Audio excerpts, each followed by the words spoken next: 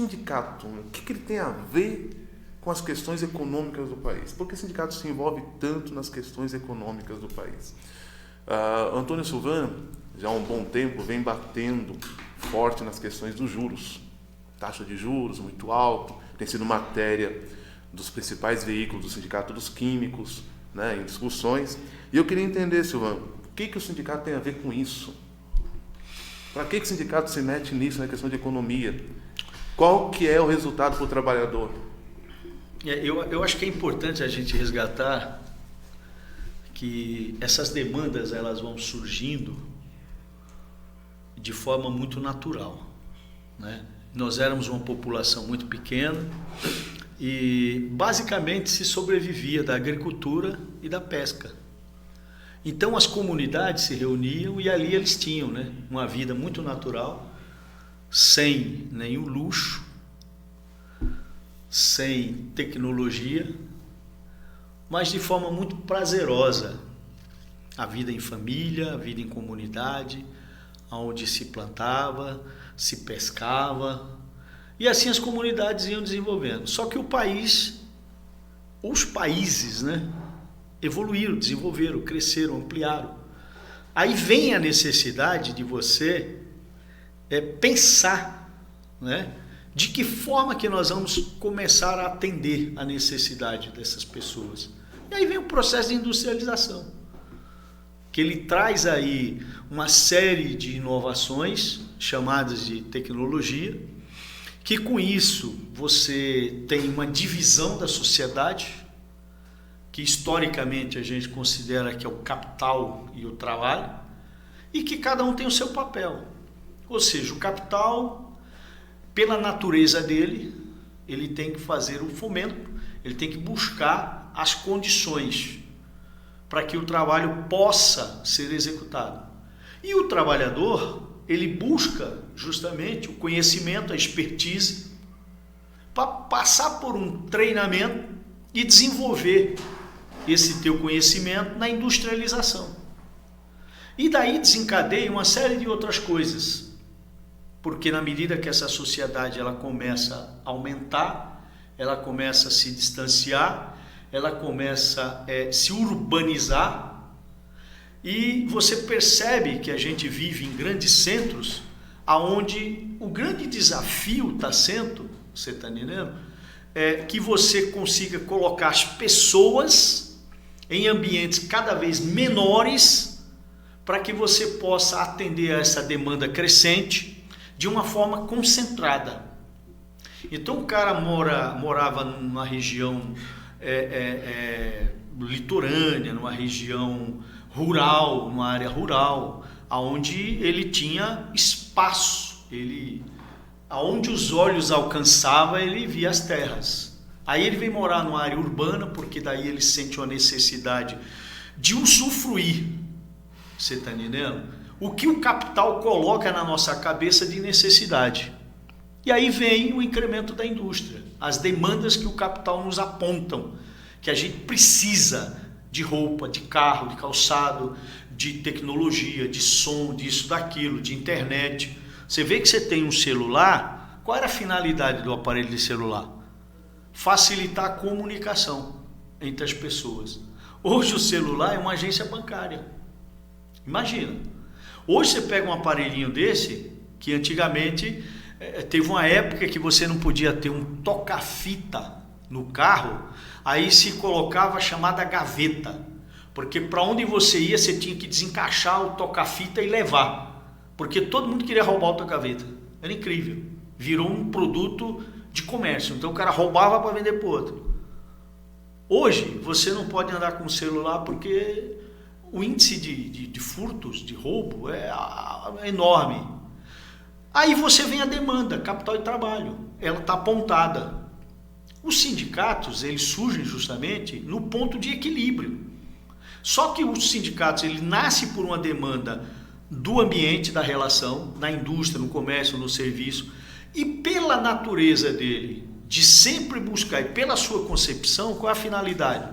Proteger, ajudar, diminuir a distância, fazer com que o trabalhador ele seja valorizado, ele seja reconhecido, ele tenha melhores condições assumiu-se também uma tarefa dentro da comunidade. Por quê? O trabalhador está dentro da fábrica. Mas a família dele está no bairro. Surge um problema de segurança, escola, o lazer, o entretenimento, e as coisas vão se ampliando, e o sindicato passou a ser essa referência, que é isso que precisa ser visto pelo trabalhador.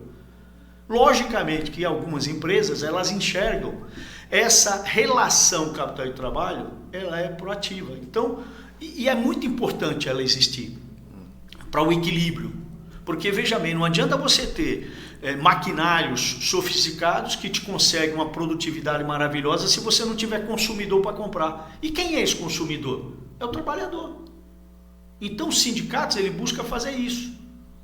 Fazer com que essa mão de obra ela seja melhor remunerada, que tenha um ambiente de trabalho seguro, mas que o trabalhador ele possa garantir que a sua família, o tempo que ele está dentro da fábrica, ele tem segurança, ele pode ter a escola, ele pode ter o posto de saúde. O sindicato passou a ser uma ferramenta usada pela sociedade. E esse é o nosso grande desafio.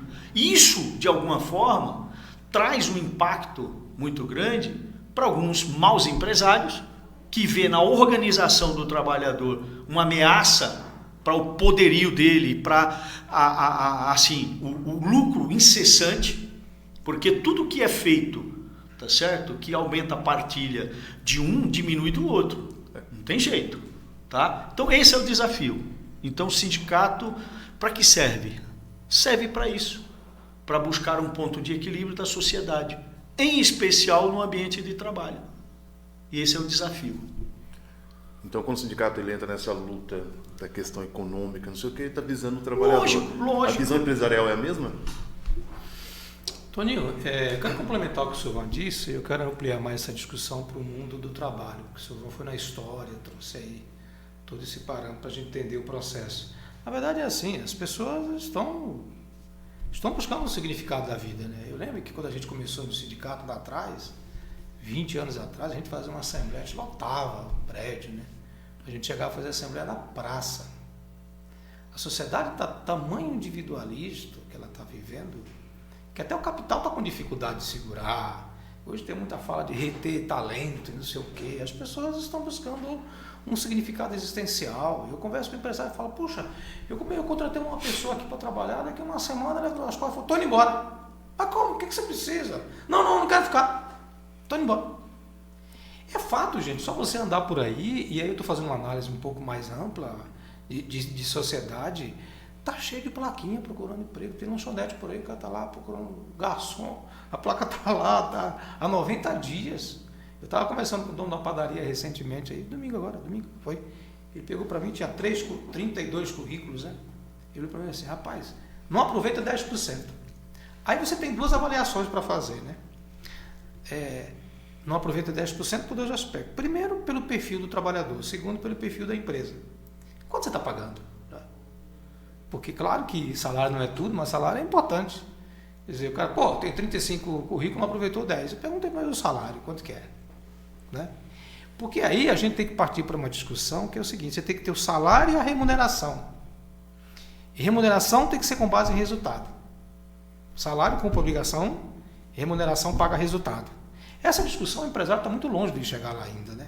Porque não dá para você botar um trabalhador numa linha de produção ou num comércio e dizer, o seu valor é X, cumpra-se o horário que você tem que fazer, terminou o dia, vai para casa e acabou. Aí o trabalhador olha para trás e fala, bem, se eu vender, eu vendi, se eu produzi, estou ganhando o meu mesmo. Quer dizer, a gente tem que sair do campo da obrigação para o compromisso, mas compromisso tem que remunerar pelo resultado. Se você não remunera pelo resultado, você não tem um empregado de boa qualidade. Porque também um finge que paga, o outro finge que trabalha, né? Então o sindicato ele cumpre o papel de proteção social das pessoas, ele cria leis, ele regulamenta as condições, porque sim, há uma desigualdade, claro que há uma desigualdade. Tem aquele que investe no capital, põe dinheiro, e tem aquele que vende conhecimento. O trabalhador não vende mão de obra, ele vende conhecimento. Quanto custa o meu conhecimento? Né? Essa discussão ainda não chegou. Imagino eu, boa parte da discussão capital-trabalho. Eu compro, eu contrato conhecimento. Eu não contrato mão de obra. O trabalhador não é um animal, não é um boi para carregar uma carroça. Ele é alguém que está entregando conhecimento para uma empresa. Então o sindicato ele regulamenta esta relação. E eu espero que em algum dia a gente tenha... Eu vi uma conversa recentemente, e o senhor já trabalhou muito forte em cima disso, de você reduzir jornada e aumentar a produtividade. Porque às vezes você põe um cara numa fábrica ou num comércio de segunda a sábado, certo? O cara trabalha pra caramba, mas ele não produziu o resultado que a indústria precisa e que o comércio precisa. Então vai chegar um momento sim que a gente precisa aumentar a produtividade e reduzir o tempo de trabalho. Essa é uma discussão que vai muito longe ainda. Ela não é fácil resolver isso. Porque o que importa não é eu ter o empregado o tempo todo ali. O que importa é eu colocar para ele a minha meta. Ele entregou a meta, por que ele tem que trabalhar 6 dias por semana?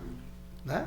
Então o sindicato sim, ele cada vez mais ele cumpre o papel dele, porque a relação capital-trabalho ela tende a se afastar do ponto de vista de direitos e obrigações do Estado e jogar para a mão dos sindicatos. Os sindicatos é que vão regulamentar isso. É a mesa de negociação. O sindicato se fortalece de uma ponta, o empresário tem a regulamentação jurídica de outra, porque assim como o trabalhador precisa do sindicato para aumentar as suas conquistas, o patrão também precisa para gerar segurança jurídica. Isso é fundamental. Então as duas pontas ganham. Então precisamos discutir produtividade cada vez mais, remunerar a produtividade pelo resultado que o empregado me dá, trabalhando menos.